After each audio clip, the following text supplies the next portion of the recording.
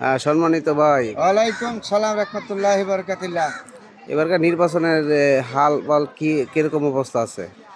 নির্বাচন তো হবে 12 তারিখে, নির্বাচনের সমস্যা নাই তাহলে নির্বাচন আমাদের জনগণ 17 বছর ভোট দিতে পারেনি, এদেশের নাগরিক যারা, তো তাদের এবার ভোট দিতে পারবে ইনশাল্লাহ মনে হয়, আশা হয় 12 তারিখে ভোট হবে।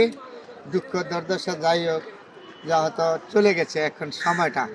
তাহলে এখন বড় সমস্যা হচ্ছে আমাদের বাংলাদেশে, আমরা নির্বাচন করব, জনগণের উপকার করব, ভালো কথা, কিন্তু জনগণকে ধোঁকাবাজি দেওয়ার জন্য মিথ্যাবাদী দল এখন বেশি দায়ী। দেখো একটা কথা কি, এখন জামাত যদি নির্বাচনে অংশগ্রহণ করেছে, এখন তো আওয়ামী লীগ নাই। আওয়ামী লীগ না থাকার কারণে হয়তো জামাত বিএনপি প্রতিপক্ষ দল হয়েছে। তাহলে প্রতিপক্ষ দল হইলে কেউ আছে জান্নাতের টিকিট, কেউ আছে এই করবো সেই করবো। জামাতের ইতিহাস তো বাংলাদেশের মানুষে ভালো করে জানে, জি। জানে। এটা আর আমার নতুন করে বলার কিছু নেই। দেখো বাংলাদেশের ভিতরে যতটা নির্বাচন হয়েছে, গণতন্ত্র বিপর্যয় গেছে, তখন বিএনপির হাত দিয়া গণতন্ত্র উদ্ধার হয়েছে। জিয়া রহমান যেমন বহুদলীয় গণতন্ত্র সৃষ্টি করেছিল এবং গণতন্ত্র ফিরে আনার জন্য জিয়া রহমান জীবন চলে গেছে। বেগম জিয়া সারা জীবন গণতন্ত্রের জন্য সংগ্রাম করে গেছে, দেশের মানুষের জন্য, ইসলামের জন্য সংগ্রাম করে গেছে। আবুসি নেত্রী, তার নাম রাখছে গণতন্ত্রের মা বেগম খালেদা জিয়া।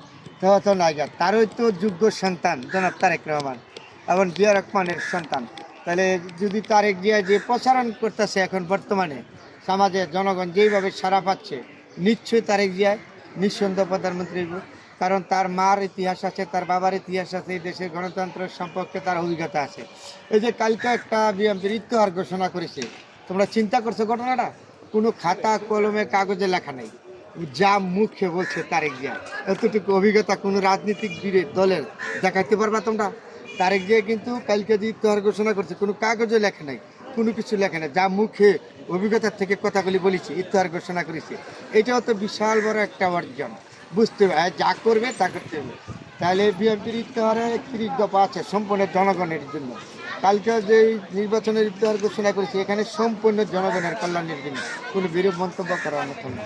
তারপরে ভোট হবে ইনশাল্লাহ, ভোটে বিএনপি জয় হবে লাভ থেকে জনগণের ভোটে, কোনো সন্দেহ নেই এখানে।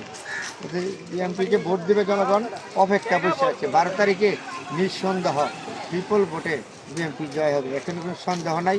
জনগণের পিছনে গিয়ে তবে সবার সাথে সবাই মিলেমিশে। তবে রাজনীতিতে হলো তোমার প্রতিযোগিতা, প্রতিহিংসা। বর্তমানে যারা আছে কিছু কিছু লোক, তারা দেখলাম রাজনীতিতে প্রতিহিংসা জড়াবার জন্য বেউস হয়ে গেছে। এই যে নাসির উদ্দিন একটা ছেলে, মির্জা আব্বাসরে কী ধরনের রহমান করতেছে, জামাতের আমির কী ধরনের কথা বলে ভাষণের মধ্যে, এগুলো হচ্ছে রাজনীতি। রাজনীতি তো হলো তোমার প্রতিযোগিতা, রাজনীতিতে প্রতিযোগিতা না।